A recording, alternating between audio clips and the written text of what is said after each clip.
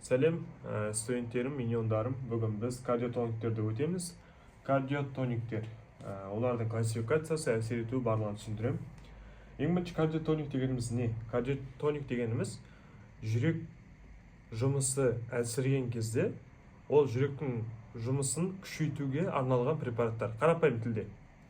Көбінесе қолданамыз кардиотониктерді жүрек жеткіліксіздігі кезінде.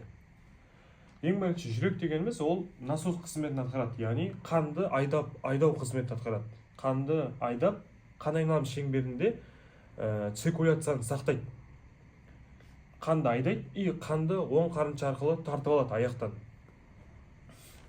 Сіздер жүректі білесіздер деп ойлаймын. Жүрек осындай. Мынау бізде сол қарынша, и мына жерде оң қарынша. Мына жақта оң жүрекше, мынау сол жүрекше. Студенттер, үлкен қан айналым шеңбері сіздер білесіздер деп ойлаймын. Сол жақ қарыншадан басталады. Ол айдау қызмет атқарады, сондықтан сол жақ қарыншаның бұлшықеті ірілеу болып келеді қалғанына қарағанда. Потому что сол жақ қарыншаға көп күш түседі. Сөйтіп ол айдайды, қанды осылай қолқаға, аортаға кетеді, қан барлығы. Сөйтіп аортадан айналып келеді де оң жақ қарыншаға келеді. Оң жақ қарынша мына аяқтағы төменгі бөліктегі қандарды өзіне тарту қызметін атқарады. Яғни аяқтағы қан қайтадан жүрекке келу үшін оң жақ қарынша оны өзіне тартады. Түсінікті деп ойлаймын. Және де ол жерде веналарда жұмыс жасайды. Венаның ішінде клапандар бар, жоғары қарай айдайтын. Бұны сіздер білесіздер деп ойлаймын физиологиядан. Енді біздер студенттер кардиотониктерді береміз, егер жүрек өзінің қызметін атқара алмай жатса. Қарапайым тілде жүрек жеткіліксіздігі деген, кез келген органның жеткіліксіздігі деген недостаточность, ол сол орган өзінің қызметін атқара алмай жатыр деген сөз ғой. Мысалға, жүрек жеткіліксіздігі ме? Жүрек өзінің қызметін атқара алмай жатыр. Сондықтан біз мынандай симптомдарды көреміз жүрек жеткіліксіздігі кезінде. Одышка, акрацианоз, отек, гипоксия. Одышка ол ентігу, акрацианоз мына дененің шеткі бөліктері көгереді, потому что ол жерге қарай қан дұрыс жетпей жатыр. Мысалы, қолдың ұшы, аяқтың ұшы, құлақтың ұшы деген секілді. Отек, қан дұрыс айдалмай жатырғандықтан ол тіндерде іркіліп қалады да тінге сіңіп бастайды. Сол үшін көптеген жерлерде ісіну пайда болады. Мысалға, сол жақ қарыншаның жеткіліксіздігі болған кезде студенттер өкпе ісінеді, оң жақ қарынша жеткіліксіздігі болғанда аяқ ісінеді. Сіздер неге екенін түсініп отқан шығарсыздар.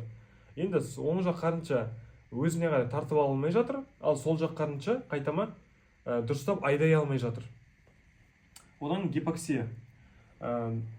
Енді тіндер дұрыс қанмен қамтамасыз етілмей жатырғандықтан, яғни іркіліс болып жатыр ғой бізде. Сонда организмде гипоксия болады. Сондай кезде біз студенттер береміз кардиотониктерді. Береміз жүрек жеткіліксіздігінде. Жеткілік деп қойын, жеткі. Кардиотониктер екіге бөлінеді, стероидты, сосын стероидты емес болып. Жазып алыңыздар осы жерін. Стероидтыға жатқызамыз гликозидтерді, стероидты емеске добутаминді. Қысқаша айтып кетейін студенттер. Мысалға, добутамин бізде ол әсер етеді жүректе бета-1 адренорецептор орналасқан, адренорецептор. Добутамин барады да, осы бета-1 адренорецепторды белсендіреді, сол кезде жүрек тез соғып бастайды. Сондықтан добутаминді көбінесе экстренный кезде, жедел жүрек жеткіліксіздігі кезінде ғана қолданамыз, көбінесе қолданады осыны. Скорый да болады осы көбінесе. Одан кейін адреналин деген препарат бар. Адреналин тоже бета-1-ге әсер етеді, тоже экстренный береміз, мысалға асистолия кезінде, жүрек тоқтап қалған кезде. Ал гликозидтерге келсек, гликозидтерді нақтылап тоқталамыз. Бұлар көбінесе жай әсер етеді, сондықтан созылмалы жүрек жеткіліксіздігінде береді екенбіз. Бірақ кейбір гликозидтер қазір медицинада қолданылмайды, но сіздер білу керексіздер. Қандай жатады, қандай жатпайды, қандай қолданылады, оны қазір түсіндірем. Мына жер түсінікті ғой да сіздерге. Қайталап жазып алыңыздар, түсініксіз болса. Потому что студенттер добутаминді экстренный береміз, бұл өйткені қысқа әсер етеді. Одан кейін бұның ерекшелігі бұл жүректің жиырылу жиілігін күшейтеді, сосын жүректің жиырылу күшін күшейтеді. Ол жерде тағы бір нюанстар бар, оны қазір түсіндірем. Жүрек гликозидтерінің құрамына келсек, жүрек гликозидтері тұрады екі бөлімнен. Біріншісі агликон немесе стероид, яғни стероидный части болады, бөлімі. Одан кейін сахар, гликон, сахарный бөлімі болады. Яғни екі бөлімнен тұрады ғой, обычно түсінгенде. Осы екі бөлімнен тұрады. Мына стероид деген сол жүрекке әсер ететін бөлімі. Ал сахар ол ыдырау.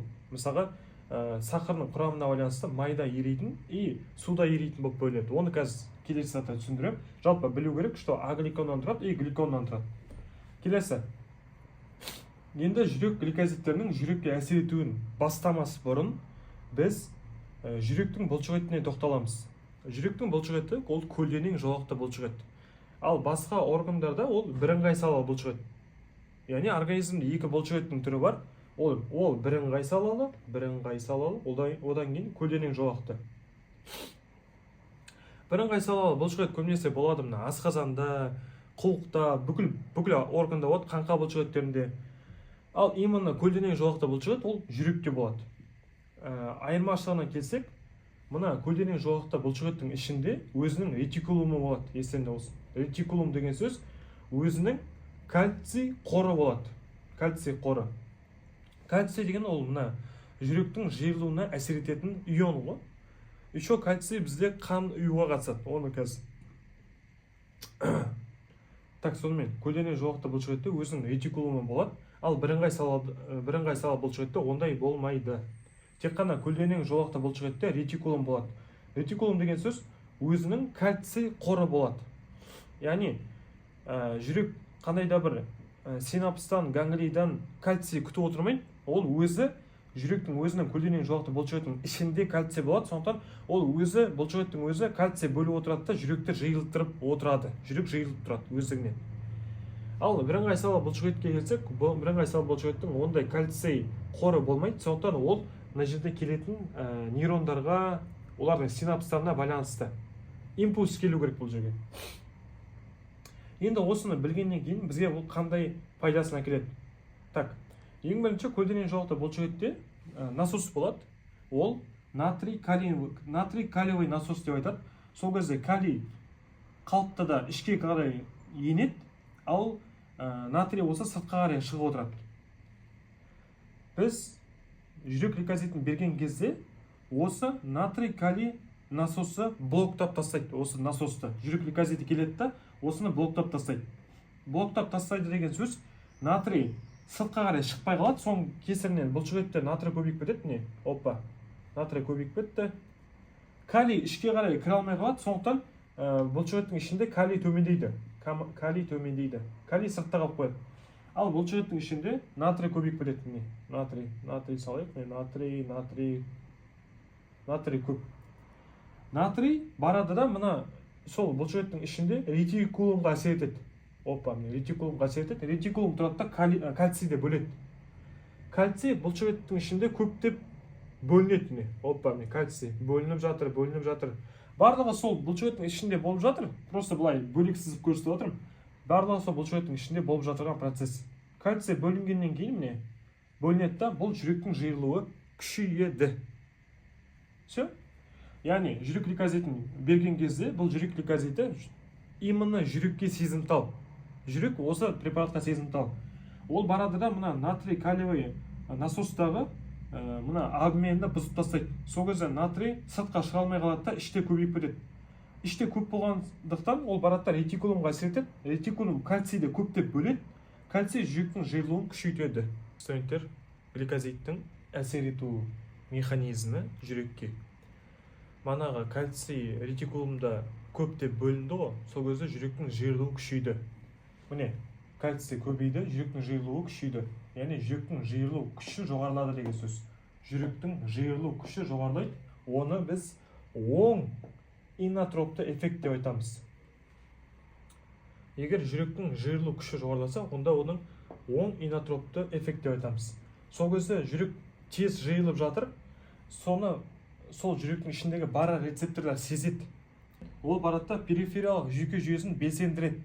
Перифериялық жүйке жүйесі вагусты белсендіреді. Сол кезде автоматизм, яғни жүректің өткізгіштігі төмендейді. Автоматизм төмендейді, жүректің жиырылуы төмендейді. Оны біз теріс драматропты эффект деп айтамыз. Автоматизм төмендеді, теріс драматропты эффект. Келесі, енді автоматизм төмендегеннен кейін біз жүрек уже жиырылуы ритмі тежеліп бастайды, жай соғып бастайды. Сол кезде диастолы уже жоғарылайды. Жүрек екі функциясы бар ғой жүректің, яғни жиырылады, систолы, одан кейін диастолы босаңсиды. Осы босаңситын кезде, диастол кезінде естеріңде болсын, жүрек өзі қанмен қамтамасыз етіледі. Яғни диастол кезінде жүректің өзі қоректенеді, былай айтқанда. Оны коронарлы артериялар арқылы именно диастол кезінде жүрек өзінің коронарлы тәждік артериялары арқылы қоректенеді оттегіге. Сол кезде диастол жоғарылайды, міне ритм төмендеді. Сол кезде диастолы уақыты жоғарылайды. Оны біз теріс хронотропты эффект деп айтамыз. Диастолы жоғарыласа. Келесі, яғни жүрек өзі жақсы қоректеніп алды, оттегіге қанығып алды. Одан кейін бізде батматропты эффект болады. Батматропты эффект дегеніміз жүректің бұлшықеттерінің қозуы, яғни қозуға бейім болып тұрады. Солай соңында келеді, жүрек гликозиті мынандай эффект көрсетеді. Яққа жазайын. Жүректің жиырылу күші жоғарылайды, жүректің жиырылу жиілігі, скорость дейді ғой, жиілігі төмендейді. Бұл қандай пайдаға келеді? Бір жағынан жүрек, манағы біз айттық қой, гликозитті біз жүрек жеткіліксіздігі кезінде береміз деп. Жүрек жеткіліксіздігі кезінде жүрек ол тез соғып жатады, естеріңде болсын. Өйткені компенсаторлы механизм ғой, тез соғып жатады қанды апару үшін. Енді біз гликозитті береміз, бір жағынан жүрек уже жай соғып бастайды, но жүректің соғу, жиырылу күші жоғарылайды. Ол пайдасы бар, өйткені күш жоғарылайды, бір жағынан күші жоғарыласа қанды тез апарады тікен тіндерге. Жиырылу жиілігі төмендеу арқылы жүрек шаршап қалмайды да. Жай соғады, бірақ күшті соғады, былай айтқанда. Түсінікті деп ойлаймын.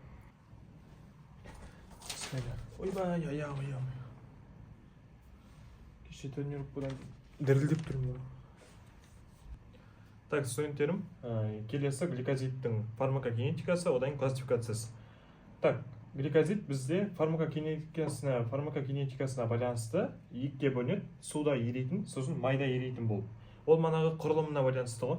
Суда еритінге жатқызамыз строфантин, коргликон деген екі препарат бар. Ал майда еритін ол дигоксин, міне. Одан кейін дигитоксин деген тағы бір түрі бар. Так, осылай екіге бөлеміз. Келесі, стромфантин мен коргликон қазір медицинада көп қолданылмайды, но ертең сіздердің фармакологияда сабақта осыны сұрайды. Стромфантин мен коргликон көбінесе жедел жүрек жеткіліксіздігінде қолданылған, потому что бұлар суда ерейді, и бұл асқазанға таблетка түрінде біз бере алмаймыз, потому что асқазанға берсек, ол асқазаннан ішектен дұрыс сіңірілмейді. Вообще сіңірілмейді. Сондықтан стромфантин мен коргликон ампула түрінде шығарылған екен. Но бұлардың побочкасы көп, сондықтан бұлар қазір медицинада қолданылмайды. Тарс. Так, дигоксин. Фармакокинетикасына келсек, ол асқазанға түседі, майда еритін болғандықтан жақсы сіңеді. Потом ол қанға барып альбуминмен байланысады екен. Альбумин ол ірі молекулалы ақуыз ғой.